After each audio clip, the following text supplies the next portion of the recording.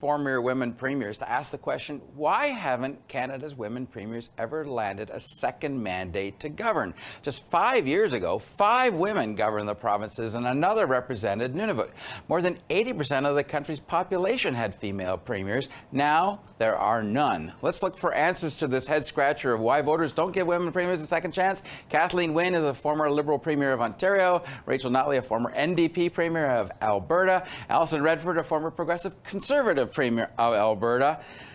I don't get it. I mean, I really talk about a glass ceiling here. What is this an unfortunate coincidence, or is there something more systemic at play here, Kathleen? Well, I think that's what this project is about, quite frankly. It's called No Second Chances, and Canada 2020 is asking that question. And you know, looking at the stats, there've been 309 First Ministers in Canadian history, and 12 have been women. So I think it's an important discussion. It's important for a number of reasons, but for me, the most important reason is that young women and not so young women need to know that even though that's the case, even though it's tough, it's worth it to step in. It's worth it to put your name on a ballot. That's a trend line that's not exactly enticing for women that want to aspire to leadership roles. Is there a reason, or is this just bad coincidences that women premiers got elected at times where the voters suddenly had this let's throw them out kind of mentality? Well, you know, I don't think there's necessarily a common answer amongst all of us, because of course there's such a small group of us, and so that's, you know, they're anecdotal stories.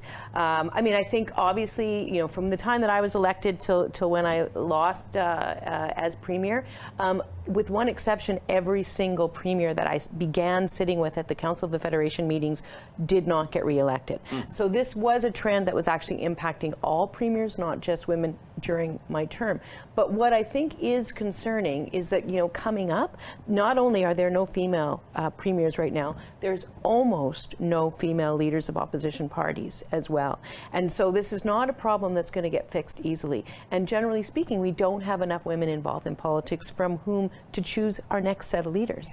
And so there's a problem with how we do politics, and we need to find a way to get more women elected. Mind you, the person that replaced you, Jim Prentice, he didn't get a chance at all in the first place. So I don't know if you can explain this as a gender issue, or if this is just circumstantial. Well, yeah, I mean, I think in Alberta it was quite a unique time.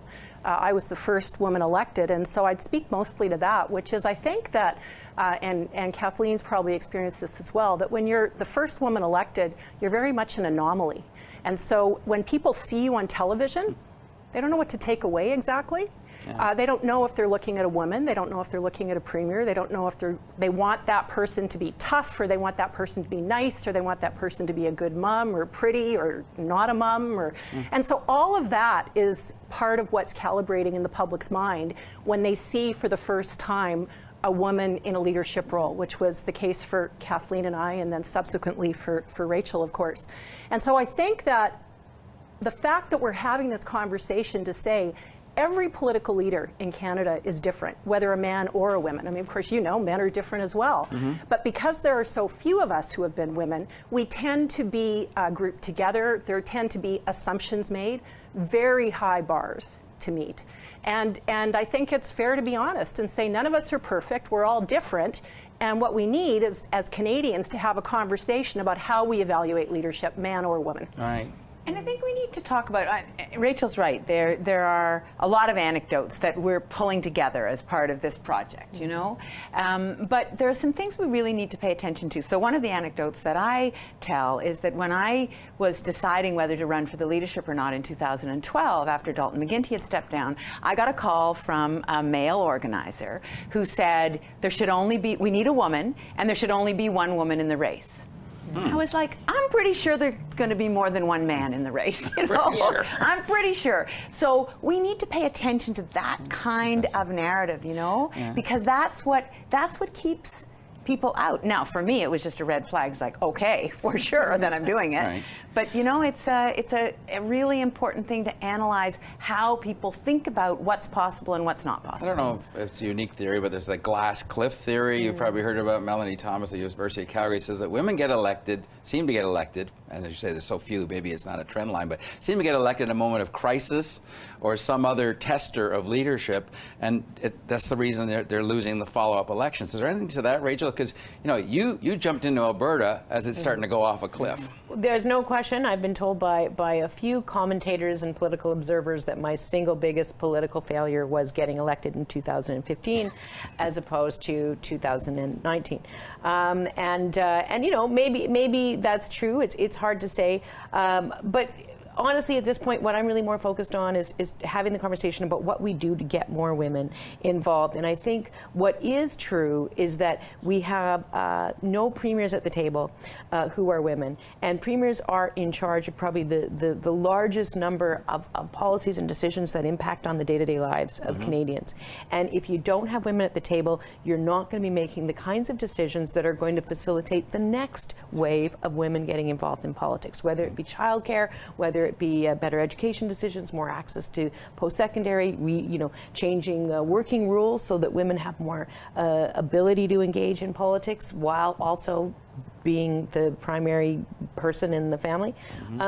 All of that. And so we have a fundamental public policy challenge in front of us that is not good for all Canadians that we need to fix. Because we know the research is very clear that different issues are talked about at the table when women are at the table. It's just, it's very clear. I know it sounds sexist to say it, but is it men more economics, women more social issues? I've heard that theory before. I don't know. You know what?